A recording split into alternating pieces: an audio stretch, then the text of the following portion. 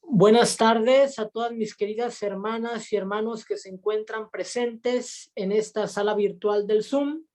La respetable logia simbólica Sirio les da a todas y a todos la más cordial de las bienvenidas.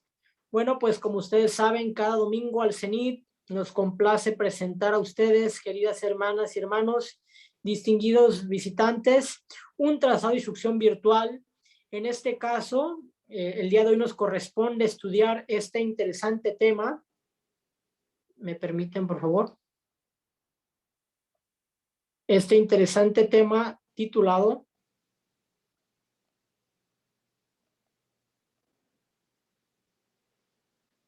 La noche de los tiempos. Entonces vamos a iniciar. Se activó aquí por un error el plumón. Bueno, este trazado de instrucción titulado La noche de los tiempos va a estar a cargo de nuestra querida hermana Laura, quien nos va a dar cuenta con el contenido del mismo. Adelante, querida hermana Laura. Aquí tenemos el contenido, la portada página 1, índice de página 2 y la noche de los tiempos de la página 3 a la 9. Adelante, querida hermana Laura, tenéis el uso de la palabra. Gracias. La noche de los tiempos, la dualidad que es enfatizada en Géminis, se presenta en gran cantidad de historias mitológicas. Nos encontramos de nuevo a los mismos hermanos en Rómulo y Remo, por ejemplo, y en Caín y Abel, un hermano muriendo y el otro viviendo. Encontramos el símbolo astrológico para Géminis en los dos pilares de la masonería, y muchos creen que la tradición masónica podría, si tuviéramos el poder de hacerlo, ser rastreada hasta ese periodo, anterior a la era de Tauro, cuando el Sol estaba en Géminis, y hasta ese gran ciclo en el cual la raza lemuriana, la primera raza estrictamente humana, empezó a existir. Cuando el aspecto mente empezó a emerger y la dualidad de la humanidad se volvió un hecho en la naturaleza. La raza lemuriana fue la tercera raza, y este trabajo que Hércules simbólicamente emprendió es el tercer trabajo. La búsqueda en la cual estaba comprometido era la del alma, y esta ha sido siempre la búsqueda no reconocida del ser humano, hasta que llega el tiempo en que él se reconoce como Hércules y empieza a encontrarse en la búsqueda de las manzanas de oro del conocimiento y la sabiduría. Así tenemos, en la tradición masónica, la búsqueda de la familia humana representada, la búsqueda de la luz, la búsqueda de la unidad, la búsqueda de la divinidad, y de esta manera los dos pilares permanecen como los emblemas de esa dualidad. Estos antiguos misterios fueron originalmente dados a la humanidad por la jerarquía y a su vez recibidos por la jerarquía de la Gran Logia Blanca de Sirio. Contienen la clave del proceso evolutivo oculta en números y palabras. Velan el secreto del origen y destino del hombre, representando, por medio del rito y del ritual, el largo sendero que debe recorrer. Proporcionan también, cuando están correctamente interpretados y debidamente presentados, la enseñanza que necesita la humanidad para progresar de la oscuridad a la luz, de lo irreal a lo real y de la muerte a la inmortalidad. Cualquier verdadero masón que comprenda, aunque solo sea en mínimo grado, las implicaciones de aquello en lo cual participa, reconocerá que estas antiguas plegarias orientales contienen la clave para los 3 grados de la Logia Azul.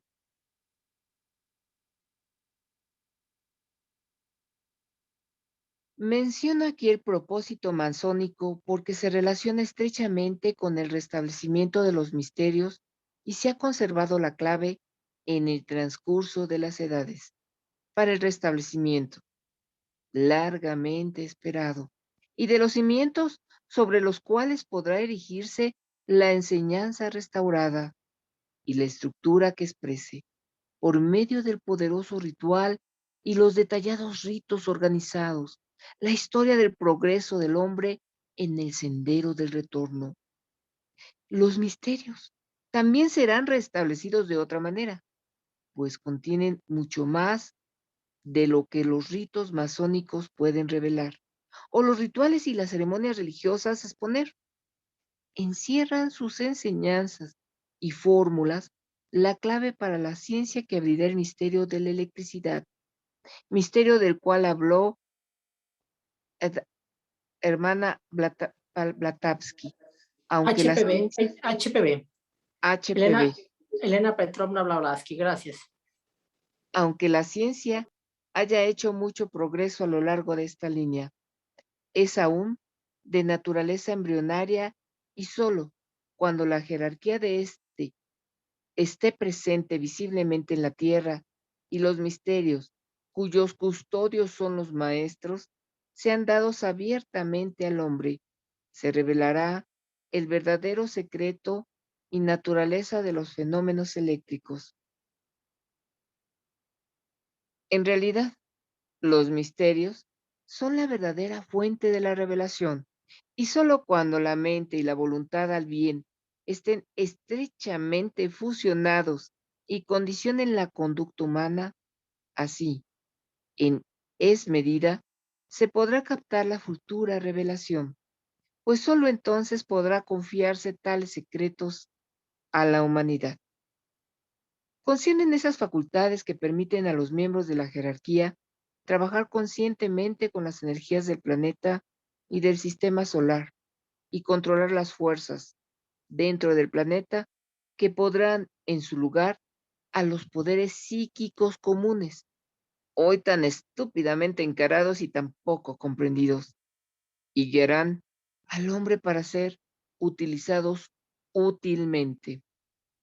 Los misterios restablecerán el color y la música para el mundo, tal como esencialmente son, y lo harán de tal manera que el arte creador actual será para este nuevo arte creador lo que los pequeños bloques de madera con que juega el niño son para una gran catedral como la de Durham o Milán.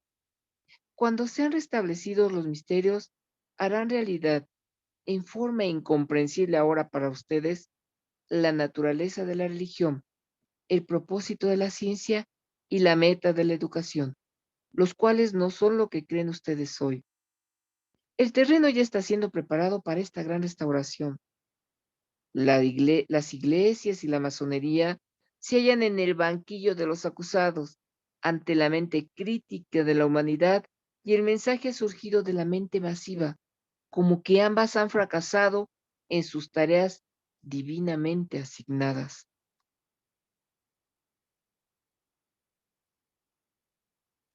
Se comprende en todas partes que la nueva vida debe afluir y que grandes cambios deben efectuarse en el conocimiento y el entrenamiento de quienes trabajan a través de estos dos medios de difusión de la verdad. Dichos cambios no han sido aún realizados, pues es necesaria una nueva visión y un nuevo acercamiento a la experiencia de la vida, y solo la generación venidera es capaz de proporcionarlo. Solo ella podrá realizar las alteraciones y revitalización necesarias, y eso puede ser hecho y se hará. Aquello que es un misterio ya no lo será, y lo que ha permanecido velado será ahora develado. Aquello que ha sido abstraído emergerá a la luz, y todos los hombres y mujeres lo verán y juntos se regocijarán. Llegará el momento en que la desolación habrá realizado su trabajo benéfico, cuando todas las cosas hayan sido destruidas y los hombres, por medio del sufrimiento, hayan tratado de ser impresionados por aquello que desecharon en el vano perseguimiento de lo que tenían a mano y era fácil de alcanzar. Una vez poseído, demostró ser agente de la muerte. Sin embargo, los hombres buscaban la vida, no la muerte. Así reza el antiguo comentario cuando se refiere al ciclo actual por el que atraviesa el género humano. La masonería, tal como fue instituida originalmente en la remota época de la noche del tiempo y mucho antes de la dispensación judía, fue organizada bajo la influencia directa de Sirio y en lo posible modelada sobre ciertas instituciones de Sirio, teniendo también un ligero parecido con nuestra vida jerárquica, tal como se ve la luz del Eterno ahora. Su logia azul y sus 3 grados están relacionadas con los 3 grupos principales de vida de Sirio, pues allí no hay reinos de la naturaleza tales como nosotros poseemos. Estos grupos reciben a quienes eligen el cuarto sendero y los entrenan cerca de la existencia y el tipo de vivencia que rige en Sirio. Esto pondrá en claro que las vidas menos desarrolladas de Sirio son, desde nuestro punto de vista, iniciados de muy alto grado. Por lo tanto, la masonería está vinculada de modo particular con el cuarto sendero. La tradición masónica ha sido conservada a través de las edades, cambiando su nomenclatura de tiempo en tiempo, reinterpretando su palabra de poder y, por lo tanto, alejándose cada vez de su belleza e intención originales. De acuerdo a la ley cíclica y en preparación para la nueva era, ha llegado el momento de que los masones, con comprensión espiritual, efectúen ciertos cambios. La actual coloración judía de la masonería está completamente fuera de moda y se mantuvo demasiado tiempo, pues actualmente es tanto judía como cristiana y no debería ser ni una ni otra. Los grados de la logia azul son enteramente judíos en sus frases y palabras y deberían ser cambiados.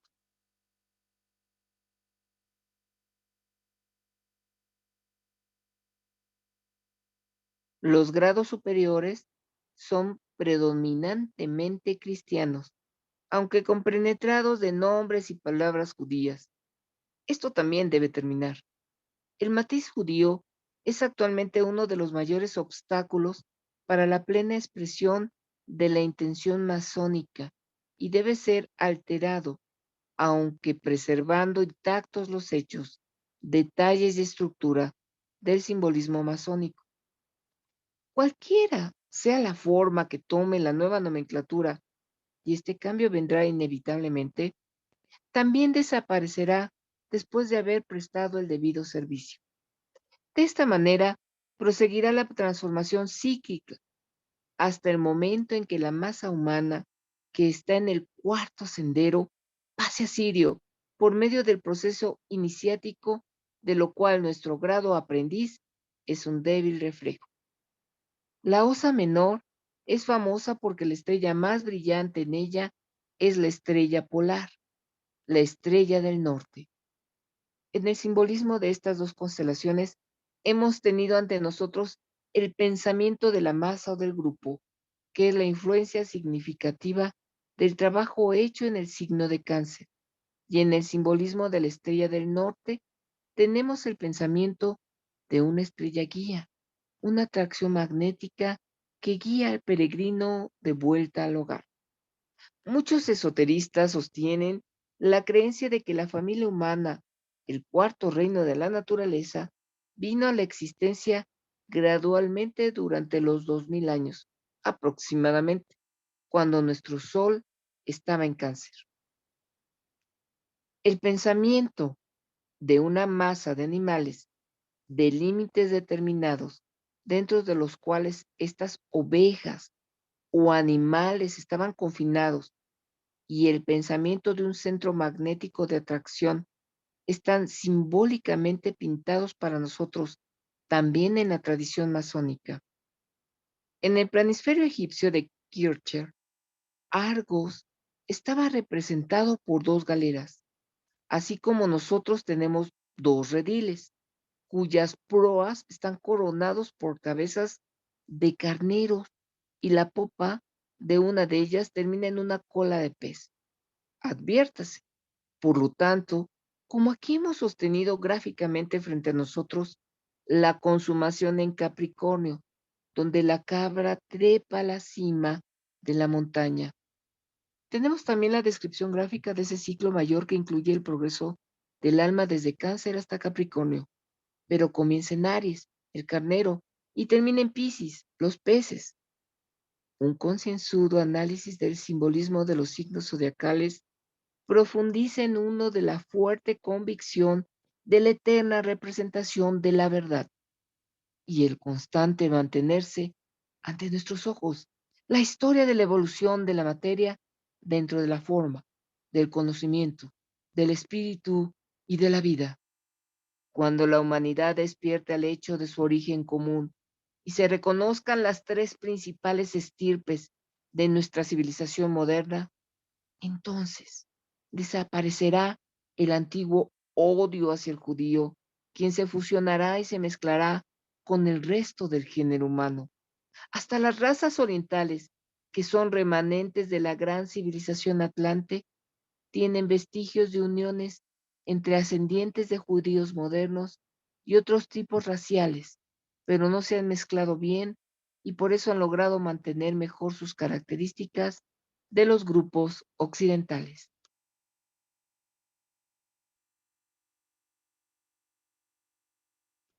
Si se reflexiona sobre esto y se estudia detenidamente la tradición masónica, muchas cosas se aclararán en la mente. Los etnólogos podrán disentir, pero no podrán probar lo contrario de lo que he dicho, porque los orígenes de la actual situación racial mundial se remontan tan lejanamente en la historia de la humanidad que ni siquiera pueden probar sus propias convicciones. Solo pueden basarse en la historia de los últimos 100.000 años, trabajar con los efectos de ese pasado y no con las causas originantes. Dentro del rayo del poder y de la vida, la expresión del cuarto reino de la naturaleza, el humano, existía una analogía de esa independencia y separación que caracterizó a los grupos principales.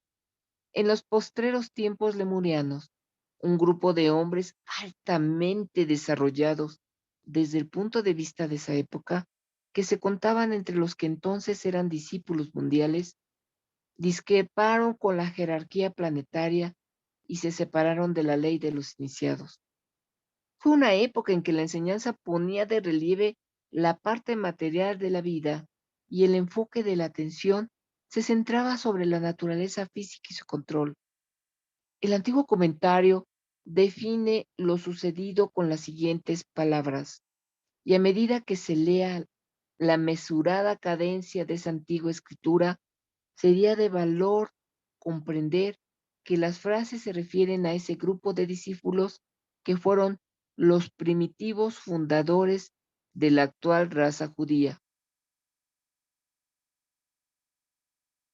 La ley se proclamó en el grupo interno que guiaba los destinos de los hombres. Desapéguense, retengan en sí el poder de aferrar, adquirir y recibir. Los hijos de Dios que se entrenan para dejar el mundo de los hombres y entrar en la luz, siempre viajan libremente, no se aferran a lo que poseen. Libérense y penetren en los portales de la paz. Algunos hijos de Dios, cargados con los tesoros de la tierra, esperaban afuera de los pórticos, preparados para entrar cuando fuera pronunciado la palabra que abriría de par en par las puertas. Traían sus dádivas como ofrendas para el Señor de la vida, el cual no las necesitaba. Querían atravesar esos portales, no con fines egoístas, sino para presentarle los tesoros recogidos en el mundo y así demostrar su amor. Nuevamente se pronunció la palabra: abandonen todo y transporgan el portal sin llevar nada de la tierra. Esperaron y discutieron. El resto de los que estaban preparados entraron en la luz y pasaron entre los pilares del portal. Abandonaron las cargas que habían traído, entraron libres y fueron aceptados sin llevar nada. Debido a que viajaban como grupo, progresaban y adquirían cosas grupalmente, Respondieron al mandato divino y se detuvieron. Allí esperaron, permaneciendo ante el portal del sendero, aferrados a los tesoros acumulados durante miles de siglos. Nada querían abandonar. Habían trabajado para adquirir las riquezas que poseían. Amaban a su Dios y a él querían entregar la medida más plena de sus riquezas. No amaban la disciplina.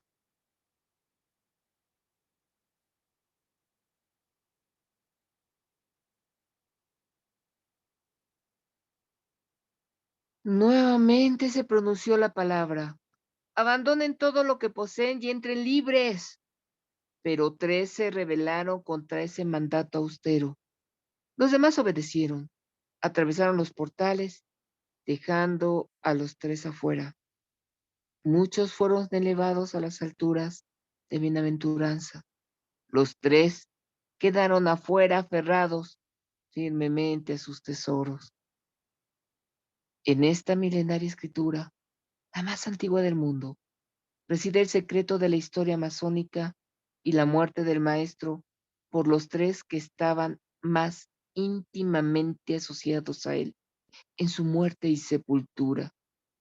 Los masones reconocerán a los 3 a que me refiero aquí, porque fueron los fundadores de la moderna raza judía, 3 discípulos avanzados que les indignaba la orden de entrar libres y sin trabas en el lugar donde se hallaba la luz. Trataban de retener lo que habían reunido y ponerlo al servicio de Dios. Ellos no podían reconocer que su móvil era el amor a las riquezas y el deseo de retener lo que habían ganado. La antigua tradición, como lo enseñaron los instructores del pasado, dice que volvieron sus rostros hacia los portales de la tierra. Sus amigos siguieron adelante. Ellos quedaron atrás. Los maestros se reunieron en cónclave y decidieron cuál sería el destino de quienes, habiendo llegado hasta los portales de la luz, amaban más las posesiones del mundo que servir a la luz. Nuevamente se pronunció la palabra dirigida a los 3 rebeldes que esperaban fuera de los portales. Retengan lo que poseen y reúnan más, pero no conocerán la paz. Cosechen los frutos de la mente, busquen el poder de las grandes posesiones, pero no tendrán un lugar seguro donde habitar. Aunque son discípulos del Señor, no participarán internamente de la paz. No tendrán seguridad, ni conocerán el éxito, ni tendrán el poder de retener las ganancias. Tendrán siempre un conocimiento superficial de aquel que vigila a todos. Tendrán siempre el impulso de reunir y amasar riquezas. Nunca tendrán tiempo para retenerla y gozarla. Continúen hasta que llegue el momento de permanecer nuevamente ante los portales de la luz, pero entonces con las manos vacías. Entren libres, aceptados por los servidores del Señor, y conocerán eternamente la paz. La antigua leyenda dice que los 3 partieron con pena y rebeldía, cargados con sus tesoros, y así comenzó la historia del judío errante. Es significativo recordar que uno de los más grandes hijos de Dios que ha trabajado en la tierra y ha compendiado en sí mismo el camino de la realización, Jesús de Nazaret, era judío. Invirtió las primitivas condiciones, absolutamente nada poseía. Fue el primero de nuestra humanidad que logró la meta. Descendía directamente del mayor de los 3 discípulos originales que se rebelaron contra el drama del desapego.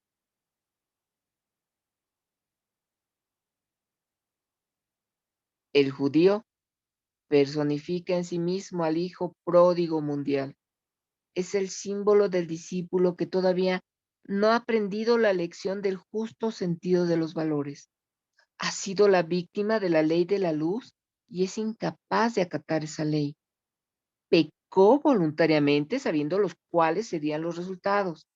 De allí que conoce la ley como ninguna otra raza, porque es eternamente su víctima. Ha proclamado la ley desde su ángulo negativo. La ley de Moisés rige hoy en gran parte del mundo y sin embargo no logra traer a la vida la justicia y la verdadera legalidad.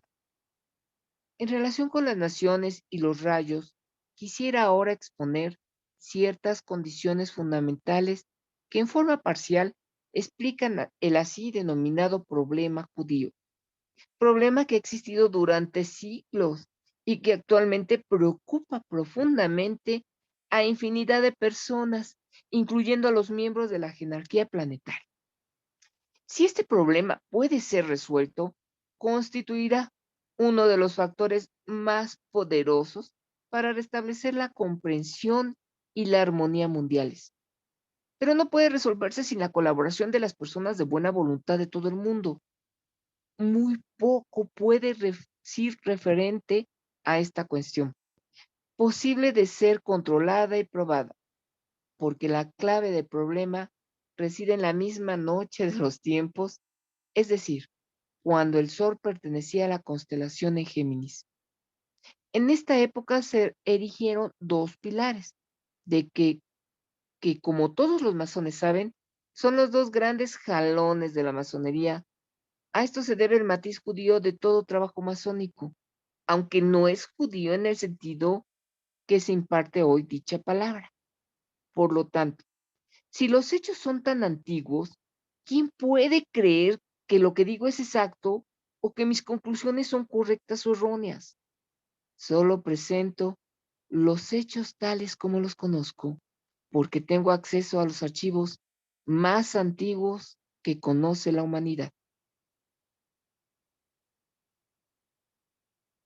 El rayo de la personalidad, el rayo de la forma material del pueblo judío, es el tercero. Su rayo del alma es el primer rayo. El signo astrológico que le pertenece es Capricornio, con Virgo en el ascendente.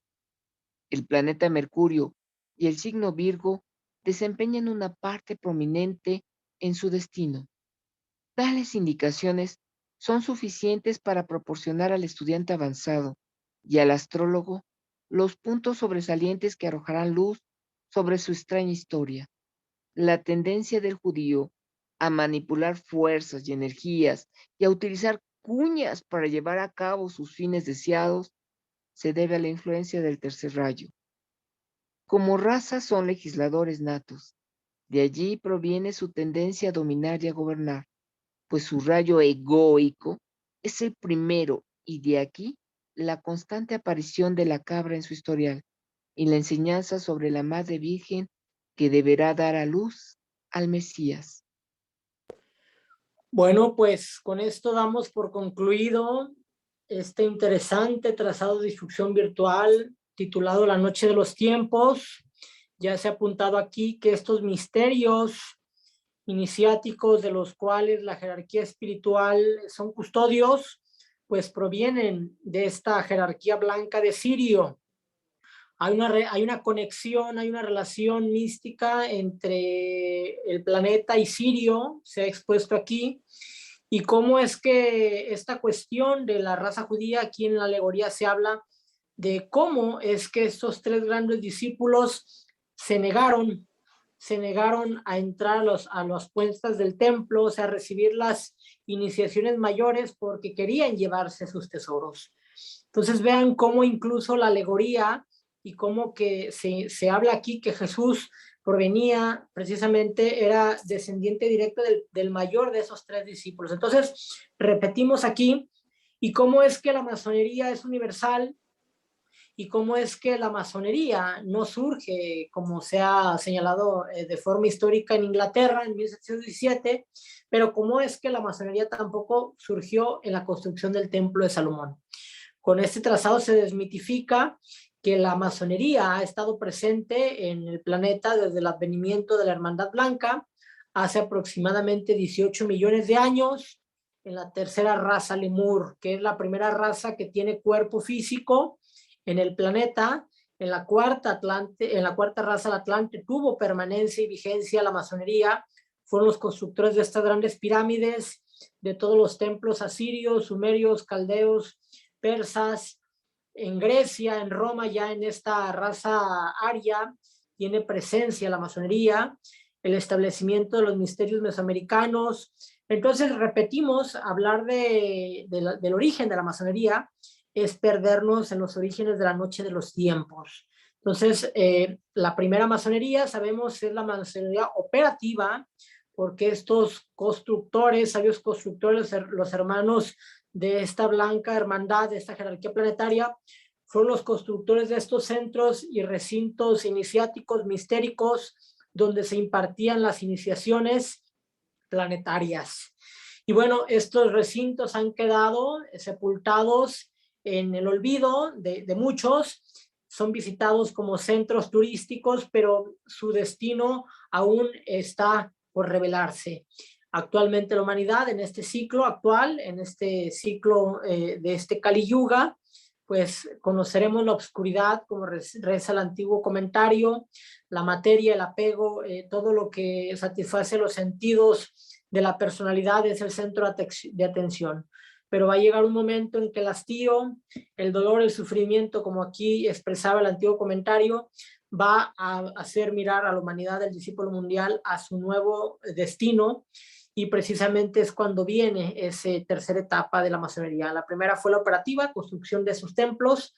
La segunda es la especulativa de la Edad Media a la fecha, pero el verdadero propósito de la masonería está a punto de ser revelado en esta era de Acuario a través de la expresión del séptimo rayo, el de la ley, el orden y la magia ceremonial, y es cuando va a florecer el verdadero propósito de la masonería espiritual, esotérica, que es la que nosotros difundimos, en la cual el hombre se capacita para ser co-creador, para ser constructor en todos los planos del sistema solar. Ese es el fin último de la masonería, que el ser humano no solamente sea creador en el plano físico, sino creador en el plano emocional, en el plano mental, en el plano búdico de la intuición y sobre todo en los planos superiores del sistema solar. Ese es el verdadero fin, como se dice esotéricamente hablando, construir el templo del Señor. Y construir el templo del Señor es que la humanidad, en conjunto con estas entidades angélicas